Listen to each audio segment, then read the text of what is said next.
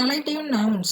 A group of lions is a pride. சிங்க கூட்டம் a pride. A group of wolves is a pack. ஓநாய்கள் கூட்டம்.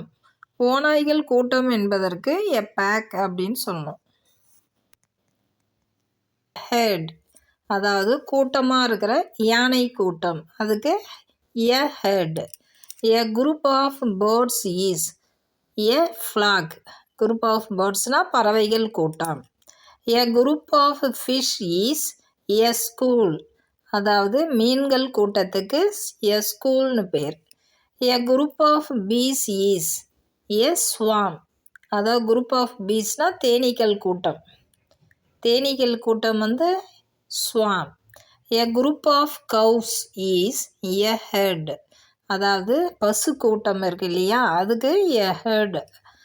A group of sheep is a flock.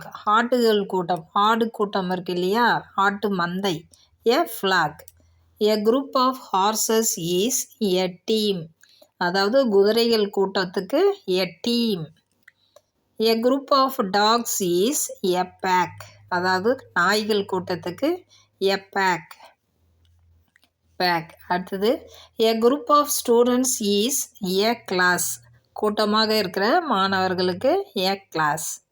A group of people is கூட்டமாக இருக்கிற மனிதர்களுக்கு a crowd. A group of soldiers is அதாவது soldiers வீரர்களுடைய கூட்டம் குரூப்புக்கு an army. A group of singers is அதாவது குரூப்பாக இருக்கிற பாடகர்களுக்கு a choir. A group of actors is a group of actors நடிக்கிறாங்க இல்லையா, அந்த குரூப்பாக இருக்கிற நடிகர்களுக்கு a cast. A group of books is நிறைய அந்த கூட்டமாக கும்பலாக இருக்கிற அந்த புக்ஸுக்கு a library. இன்னொரு முறை இதை பார்க்கலாம். A group of lions is a pride. A group of wolves is a pack.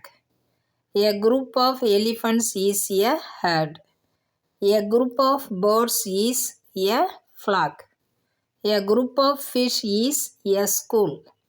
A group of bees is a swarm. A group of cows is a herd. A group of sheep is a flock. A group of horses is a team. A group of dogs is a pack. A group of students is a class.